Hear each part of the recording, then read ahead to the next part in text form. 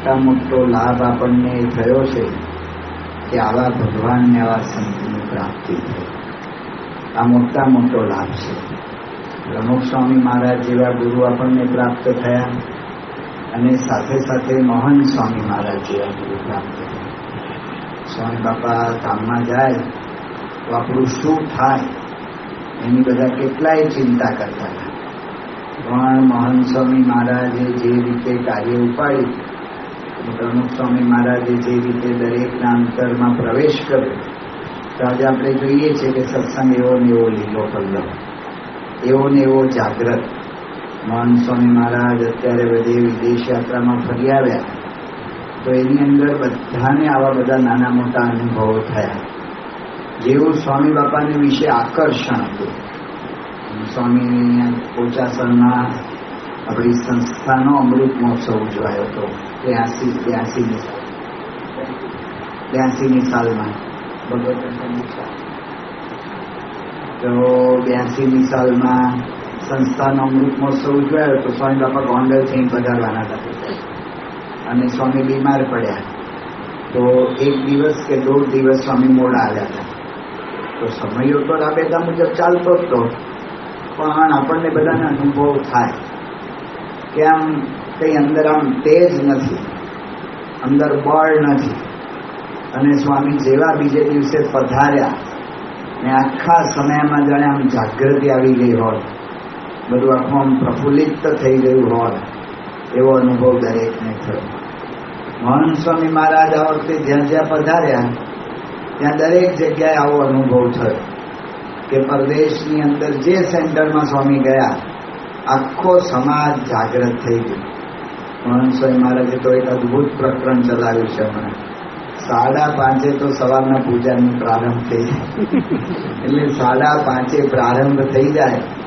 અને પરદેશમાં તો બહુ નજીક ના હોય. આપણને કોઈ એમ કે મારું ઘર મંદિરની નજીક જ છે ને પધરામણી કરવા આવશો એટલે આપણે હા પાડીએ એટલે સમજી લો કે અડધો કલાક તો દૂર હોય જ. અડધો કલાકને તો નજીક જ ગણે. તો રોજ મોહન સ્વામી મહારાજ સવારના ઘણા બધા બાળકોને બધાને મોહન સ્વામી મહારાજ બહુ વિશેષ લાભ આપે છે. તો બાળકો બધાને માથે હાથ મૂકે, એ બધાને પૂછે કે કેટલા વાગે ઉઠ્યા હતા? તો 2 વાગે, 1 વાગે, 2:30 વાગે, 3 વાગે. ત્યાં એટલાન્ટામાં કે ક્યાંક તો આખો બધો સર્વે કરીને આપેલો કે જે વડીલો છે ને રોજ 2 વાગે ઉઠે છે. પછી એનાથી ઉપર હોય થોડા કિશોર યુવક, એને 2:30 વાગે ઉઠાડવામાં આવે, કારણ કે ઘરમાં તો ત્યાં તો બધા એક જ સંડાસ બાથરૂમ, એટલે એક જણ જાય એટલે અડધો પોણો કલાકે બહાર આવે. તો એને 2:30-3 વાગે ઉઠાડવામાં આવે અને એને 2:30 વાગે ઉઠાડે. અને બાળકોને છેલ્લો નંબર હોય એને 3 વાગે, પણ ઓછામાં ઓછું 3 વાગે હોય અને 4 વાગે આખો પાર્કિંગ લોટ ફૂલ થઈ ગયો હોય. પછી જે ગાડીઓ આવે ને એને બીજું પાર્કિંગ જે મંદિરની બહાર કે જ્યાં સ્વામીનો નિવાસ સ્થાનથી બહાર જ્યાં કર્યું હોય ત્યાં જવું પડે, પછી શટલમાં આવવું પડે ત્યાં. તો 4-4:30 તો બધું ફૂલ. શિકાગોમાં સ્વામી વહેલા રોજ, સ્વામી તો રોજ વહેલા જાગી જાય છે મોહન સ્વામી મહારાજ. તો 3:30 ઉઠ્યા હશે ને બાથરૂમમાંથી આમ લાવી રહેલું બારીમાંથી જોતા હશે તો આખો પાર્કિંગ લોટ ફૂલ. તો મોહન સ્વામી મહારાજે આશ્ચર્ય વ્યક્ત કર્યું કે સ્વામી બધા 4 વાગ્યા સુધીના તો આવી જાય છે. લંડનમાં સ્વામીને જ્યાં મંદિરમાં દર્શન કરવા ગયા તો ઝરૂખાની ઉપર અમે 1 ફૂટનું પગથિયા જેવું છે, ઊંચો છે થોડો ઝરૂખો, તો એની પર સ્વામી ચડ્યા. બધે કહ્યું સ્વામી જો પાર્કિંગ લોટ આખો ફૂલ થઈ ગયો છે. તો જે પ્રમુખ સ્વામી મહારાજને વિશે જે આકર્ષણ હતું એવો જ આકર્ષણનો અનુભવ સૌને થયો. પ્રમુખ સ્વામી મહારાજને વિશે જે દરેકને લાગણી ભાવનાઓ હતી એવા જ બધા સંકલ્પો સ્વામીએ બધાના પૂરા કર્યા. એક હરિભક્ત મને મળ્યા હતા કે મને બહુ આમ મોહન સ્વામી મહારાજના દર્શન કર્યા, રાજી થયો, બધું થયું, પણ સ્વામી બાપા હતા ને તો મને બોલાવી લેતા. આમ બધી ગીર્દીમાં પણ મને જોઈએ તો ઈશારાથી પણ મને મળી લેતા, મારી વ્યવહારની બધી ખબર અંદર પૂછી લેતા. આવી બધી વાતો કરી એટલે આપણે તો વાત સ્વામી બાપાએ જે પત્ર લખીને આપ્યો છે ને કહ્યું છે કે મારા સ્થાને છે એટલે તો સમજણથી આપણે સ્વીકારો ને એ બધી વાતો કરી. બીજે તારે મોહન સ્વામી મહારાજ એમને બોલાવ્યા, એમને ભેટ્યા ને એમણે જે જૂની સમયામાં સેવા કરેલી એ બધી યાદ કરી, બધી યાદી આપી. તો આવા તો કેટલાયના સંકલ્પોના પૂરા થયા. ત્યાંથી અમે લંડન આવી ગયા પછી એકનાલો સ્વામીનો ફોન આવ્યો કે મોટા મોટા તો બધાના સંકલ્પ, નાના નાના બાળકોના બધાના સંકલ્પ પૂરા થઈ ગયા.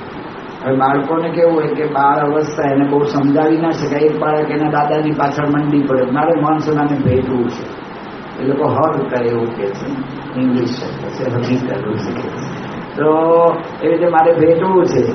હવે એના દાદા એને સમજાવે કે હવે મોનસોનાને ભેટવું શક્ય ન થાય, એટલા બધા માણસો છે, સ્વામીને ટાઈમ ના હોય, વ્યક્તિગત મુલાકાતમાં પણ બધા માંડ પહોંચી વળે છે, એ બધું સમજાવે. ખબર નહીં પણ સ્વામી એવું અંતર્યામી પણ એનો સંકલ્પ જાણ્યો હશે એલેમાં કે સ્વામી આમ મંદિરેથી પૂજા કરીને પાછા આવતા હતા ઉતારે, પેલો બાળક એના દાદા અરે ઉભો તો સ્વામી સામેથી બોલાવ્યો હતું.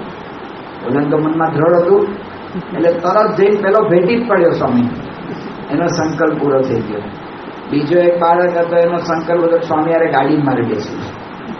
એના પપ્પાને રોજ કે મને સ્વામી યારે ગાડીમાં બેસાડે. એના પપ્પાને એવી શક્તિ નહીં, પોતે ગાડી એવી મોટી લીધી સ્વામી સેવામાં આપી તો હારે બેહાડી દે, પણ એવી કઈ શક્તિ નહોતી. તો એના પપ્પા એને સમજાવે કે ભાઈ બેટા થશે કે આપણે એવો સંકલ્પ, સ્વામી આપણને દર્શન આપે છે, આ બધું કરે છે, રાજી રહેવું આમ તેમ. હવે એમાં એવું થયું ત્યાં રોબિન્સવિલમાં ત્યાં મોહનસ્વામી મહારાજની હાજરીમાં બાલદિન ઉજવાયો. તો બાલદિનની અંદર એ લોકો એવું નક્કી કર્યું કે આપણે સ્વામિનારાયણની ગાડી કરીએ. તો જે ગોલ્ફ કારમાં સ્વામી બેસતા હતા એને જ આખું એટલું સરસ ઘનશ્યામ સેવા સ્વામી બધા કાર્યક્રમ આયોજન કરેલું, એટલે ટ્રેનને બધું આમ ગોઠવી દીધું. આમ એનું આખું ટ્રેન જેવું જ લાગે આપણને આખું. અને એમાં મોહનસ્વામી મહારાજને બિરાજમાન કર્યા અને એની આરે નાના નાના ડબ્બા જોડ્યા, પેલા નાના નાના ગોલ્ફ કારની સાથે જે જોડાય ને લઘુ સામાન ભરવા માટે, બે જોડ્યા. એમાં એવા છોકરાને બિહાડવાના કે વજન ઓછું હોય તો ગાડી પાછી હાલે, કારણ કે બહુ વજનદાર થઈ જાય તો ગોલ્ફ બહુ ખેંચી ના શકે. ત્યાં છોકરો ત્યાં બેઠો હતો, એને ઓલા કાર્યકરે ઊંચો કરી લીધો કે ચાલ તું આની અંદર બેસી જા. તો એને મોહનસ્વામી મહારાજ ગાડી બેસવાનો સંકલ્પ એનો પૂરો થઈ ગયો. તો આવા તો દરેકના સંકલ્પો જેમ આપણે જોઈએ છે કે સ્વામી બાપા અંતર્યામી પણ સ્વામી સારંગપુરમાં છેલ્લા 3 વર્ષ રહ્યા, તો એ દરમિયાન પણ સ્વામી કેટલાયના બધાના સંકલ્પો આવી રીતે પૂરા કરેલા. સ્વામી બોલે નહીં, ચાલે નહીં, કશું જ નહીં, તો એ સંકલ્પ પૂરા કરેલા. તો મોહનસ્વામી મહારાજ એ રીતે બધા સંકલ્પો પૂરા કર્યા. જેવું સ્વામી ઐશ્વર્યને પ્રતાપ વાપરતા એવા જ ઐશ્વર્યને પ્રતાપના બધાને અનુભવ થયો. ગાંધીનગરમાં આપણો વોટર શો શરૂ કરવાનો હતો અને પવન ફૂંક એટલો હતો કે ફુવારાને જ ફેંકી દે. તો પછી પ્રોજેક્શન જેના પર કરવું? સ્ક્રીન જ પોતે વોટર સ્ક્રીન હોય તો જ એના પર પ્રોજેક્શન થાય. તો પ્રોજેક્શન શેના પર કરવું? બધાની ચિંતા હતી. કારણ કે આગલા દિવસે એનું શું કે છે રિહર્સલ ના થયું ને કશું જ ના થઈ શક્યું. સ્વામીને વાત કર્યા કરે બ્રહ્મવિહારી સ્વામી, વિશ્વવિહારી સ્વામી, ધર્મવત્સલ સ્વામી. સ્વામી કે વિશ્વાસ રાખો થશે. એટલે પણ શું વિશ્વાસ કરવાનો? બ્રહ્મવિહારી સ્વામી તો એનાઉન્સમેન્ટમાં આખું તૈયારી કરી દીધી કે આપણે એવું એનાઉન્સમેન્ટ કરશું કે ભાઈ આ એશિયામાં આ રીતનો આધ્યાત્મિક પ્રેરણા આપતા ફાઉન્ટન સૌથી પહેલો છે. એના દર્શન કરવા તમે બધા આવ્યા છો, અને એ દર્શન માટે તમે આવ્યા છો તો એની અંદર બધા બહુ જ આવી રીતે રાજી રહેજો. અને કદાચ તમે પણ આ ફાઉન્ટનની અંદર આ જે શો થવાનો છે એના એક પાત્ર પણ બની જાઓ. એટલે શું પાત્ર બની જાવ? એટલે કદાચ ઓલું પંખો પવનથી આખું બધું ફેલાઈ જાય, ફુવારો તમે ભીંજાઈ જાવ, ચિંતા ન કરતા. એમ મૂળ કહેવાનો ભાવ એવો હતો કે આવું કંઈ એનાઉન્સમેન્ટ કરી દઈશું. કારણ કે 6:30 વાગે શો શરૂ થવાનો અને 5:30 સુધી પવન એવો ને એવો. અને જેવા પ્રમુખ સ્વામી મહારાજ પધાર્યા અને પવન એકદમ બંધ થઈ ગયો, એકદમ બંધ. આપણે વિડીયો છે આપણી પાસે. એની પહેલા કેટલો પવન આવે છે, આખા બધા પાંદડા ઝાડવા હલે છે. અને જેવા પ્રમુખ સ્વામી મહારાજ પધારે એક પણ પાંદડું હલે નહીં. અને સ્વામી બાપાએ પ્રવચન કર્યું, પીપા સાહેબે પ્રવચન કર્યું, પછી મોદી સાહેબ આવ્યા હતા એમણે પ્રવચન, ગુજરાતના મુખ્યમંત્રી હતા એમણે પ્રવચન કર્યું, અને આખો શો રજૂ થયો. એક પવનનો જરા પણ અમારી રીતે લેરખી નહીં, અને આખો શો સફળ ગયો. તો આપણે અનુભવ કર્યો સ્વામીમાં જે ઉપનિષદોમાં કહ્યું કે આમના પ્રતાપે જ બધું સૂર્યચંદ્રમોહ મસો વિદ્યુત તિષ્ઠત એતદ અક્ષર પ્રશાસને ગાર્ગી આશા અક્ષરના પ્રશાસનમાં, એના શાસનમાં જ બધું આ પૃથ્વી, ચંદ્ર, વાયુ, વરુણ, ઇન્દ્ર બધા દેવતાઓ એના પ્રશાસનમાં કાર્ય કરે છે. નાયગ્રામાં અક્ષર તિલક, તો ઘણા અનુભવ છે પણ એક જ વાત કરીશ. નાયગ્રામાં અક્ષર તિલક સ્વામી આજ હતા, એ જ આયોજક હતા. નાયગ્રા ઉપર એટલી સારી જગ્યાએ આપણે સ્વામીના અસ્થિ વિસર્જનનો કાર્યક્રમ થયો. નાયગ્રા ફોલ્સ આમ પડે ને એનાથી 200 ફૂટ દૂર, અને ત્યાં જ આખું અસ્થિ વિસર્જનમાં એટલી અદભુત જગ્યા મળેલી. તો મારા વાળા વાદળા એટલા આમ છવાઈ ગયા. સ્વામીને વિનંતી કરી તે મહાન સ્વામી મહારાજ કે નહીં પડે, વાંધો નહીં આવે. અને ખરેખર બધો વિધિ પત્યો, અને જેવો વિધિ પૂરો થયો અને મહાન સ્વામી મહારાજ સભામાંથી 16 ફૂટ દૂર ઓલી વાન હતી, એમાં સ્વામી પધારવાના હતા ટોરન્ટો મંદિરે. તો વાનમાં સ્વામી જેવો પગ મૂક્યો અને એવો મુશળધાર વરસાદ પડ્યો કે એ જે આપણને વ્યવસ્થા આપનારો હતા, એ બધા મોટા મોટા અધિકારીઓ હતા, એના હાથે આપણે ત્યાં વૃક્ષારોપણ કરવું હતું એ પણ શક્ય ના થયું, અને બધા ભાગ્યા સીધા. તો સ્વામીએ વરસાદને તોડી રાખ્યો તો આપણને ખબર પડે. તો આવા જ બધા અનુભવ આપણને મહાન સ્વામી મહારાજના થાય છે. તો આવા પુરુષ મળ્યા છે, એનો આપણને લાભ છે. એ જ પુરુષ આ બધા સંકલ્પો કરે છે. મહાન સ્વામી મહારાજ ઘણી વખત બોલ્યા કે આવી રીતે શાસ્ત્રી મહારાજે કહ્યું છે કે મારું કાર્ય ચાલુ રહેશે.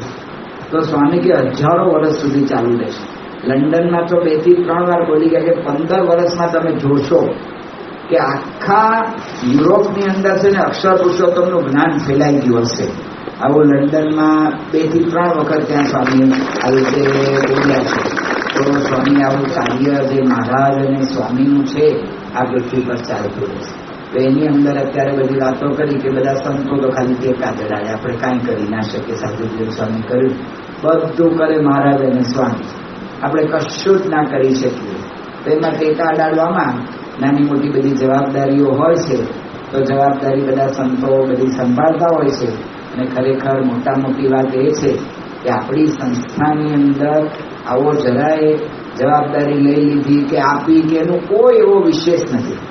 આજે અક્ષર તિલક સ્વામીનું નક્કી થઈ ગયું છે 5 મહિના પહેલા. તો એ ભગવત ચિંતન સ્વામી એવો કઈ શોખ નથી મન છોડી દીધો, હાલો મૂકી દઉં ને આમ નહીં, કાંઈ નહીં. 5 મહિના સુધી તમને જણાવાય ના દીધું ના જવાબદારી સંભાળી. આજે અક્ષર તિલક સ્વામી અહીંયા આવ્યા, અને અહીંયા આવ્યા નથી, તમે ઠાકોરજીને દર્શન કરતા હતા. તો ઠાકોરજીના હાર ત્યાં રાખવામાં આવે છે. આપણે ભગવત ચિંતન સ્વામીએ જ હાર લીધો. મેં કહું સ્વામી સભામાં છે?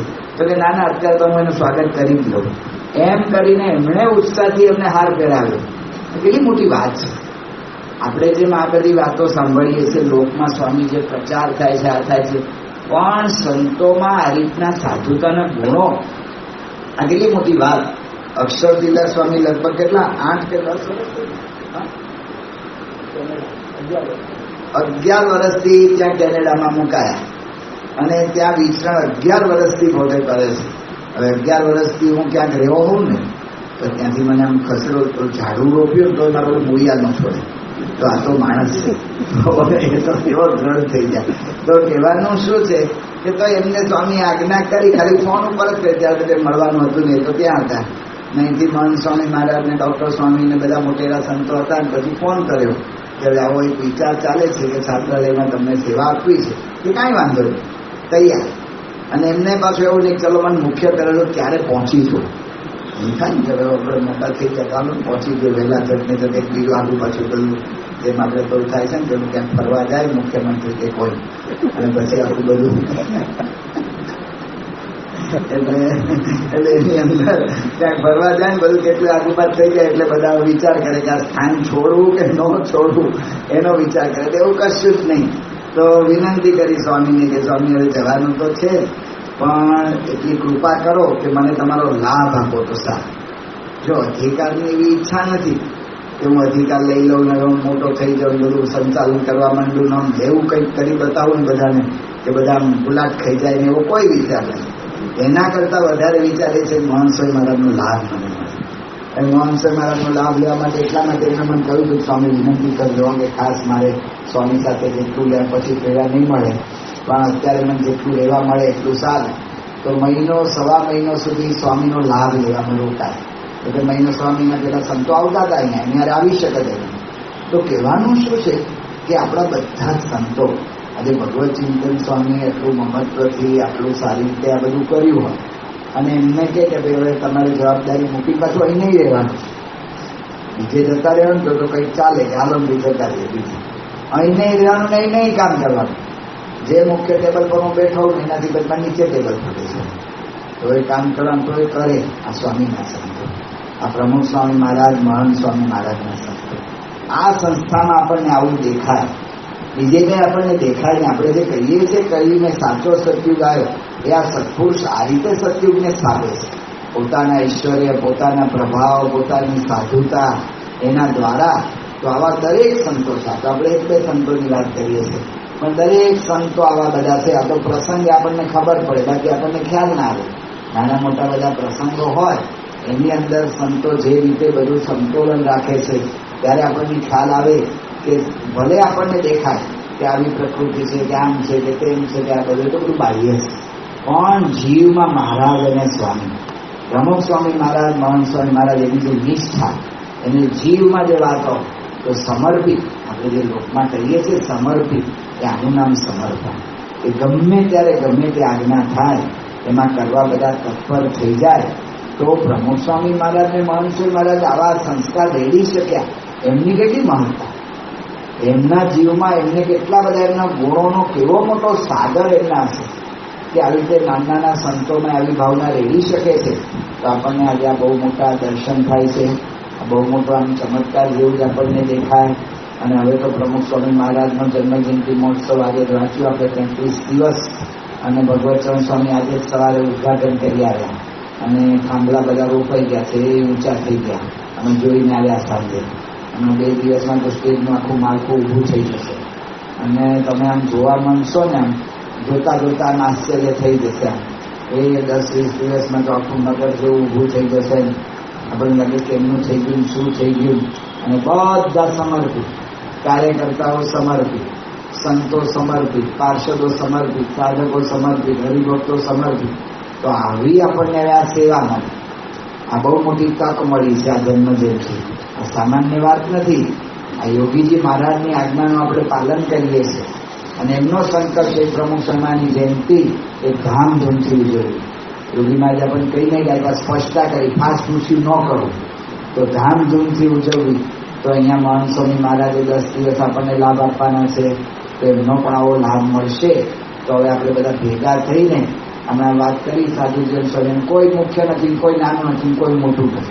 આ તો અહીંયા આપણે કાર્ય લઈને બેઠા હોય ને, આજે બહારની આખી જે વ્યવસ્થા છે એને માન આપીને કોઈક એકાદ સહી કરવા વાળો જોઈએ, એટલે એકને કોઈકને મુખ્ય કહેવો પડે આપણે કે આ અમારો સહી કરશે, એટલે બધું મુખ્ય છે.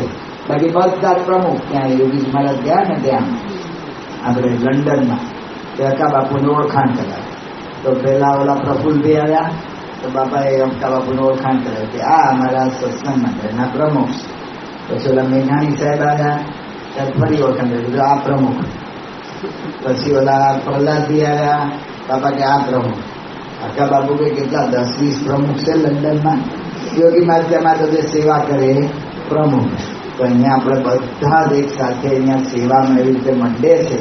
તો કોઈ મુખ્ય નથી, આપણે બધાએ ભેગા થઈને અને આ ભગવાનને આ સંસ્થા છે, આનો આપણને અનુભવ થાય. આપણે કલ્પનાની વાતો નથી કરતા.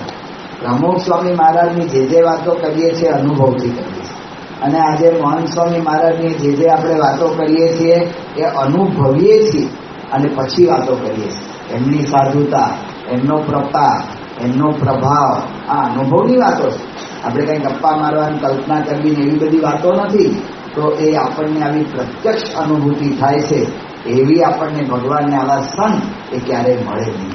મહંત સ્વામી મહારાજ કહે છે કે ક્યારેય આવા ભગવાનને આવા સંત મળ્યા નથી, તો એને મૂકશો નહીં. એવું વારંવાર સ્વામીએ લગભગ દરેક જગ્યાએ આ વાત સ્વામીએ કરી. તો આ ભગવાનને આ સંત એ આપણને મળ્યા છે, એની જેટલી સેવા વધારે, એની જેટલું આપણે એમની અનુવૃત્તિમાં વર્તી શકાય, જેટલી એમની સેવા વધારે થઈ જાય, એટલું આપણને જીવનનું સાર્થક પણ અનુભવાશે. બાકી બીજું ગમે એટલું કરશું, ગમે એટલું ભણશું, ગમે એટલા પૈસા કમાશું, ગમે એટલી મોટપ મેળવશું, આ દુનિયામાં ગમે તે કરશું, પણ આ ભગવાનને આ સંત એની જેટલી સેવા થશે ને એટલું સાર્થક પણ અનુભવાશે, ને એટલું જ દુનિયાનું સારું થશે. બાકી દુનિયાનું સારું થવાનો બીજો ઉપાય નથી. અક્ષર પુરુષોત્તમ ઉપાસનાના પ્રવર્તન સિવાય બીજું કોઈ ઉકેલ જ નથી. તો એનું પ્રવર્તન, એની સેવા આપણને આ મળી છે, તો આપણે એ સેવા સાર્થક કરીને સારી રીતે બજાવી શકીએ.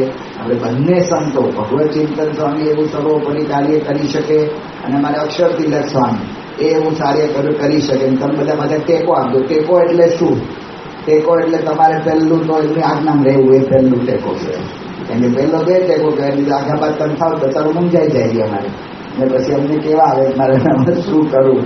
એટલે પહેલો તો ટેકો તમારે બધા એ તો એમને મળતા રહેજો, કરતા રહેજો. અને એ તો અનુભવી છે, એમના અનુભવી જ્ઞાનરત્ન સ્વામી કહ્યું ત્યાંને અનુભવી છે. તમારું ભવિષ્યમાં શું થશે જો છાત્રાલયના સંસ્કારો ઓછા વધતા થયા હશે તો, અથવા છાત્રાલયના સંસ્કારો દ્રઢ કર્યા છે તો શું થશે એના અનુભવી થઈ ગયા. કારણ કે ટોરન્ટો અને અમેરિકા બધા મળીને આવ્યા છે અને એમના અનુભવી છે. તો સારામાં સારું આપણું આ કાર્ય થાય. મહારાજ અને સ્વામી બહુ જ કૃપા કરીને, આપણી કોઈ લાયકાત નહીં, પાત્રતા નહીં, તોય આપણને આ સેવા આપી છે. તો એ સેવા આપણે સર્વોપરી સારામાં સારી બજાવી શકીએ એ મહારાજ સ્વામીને પ્રાર્થના.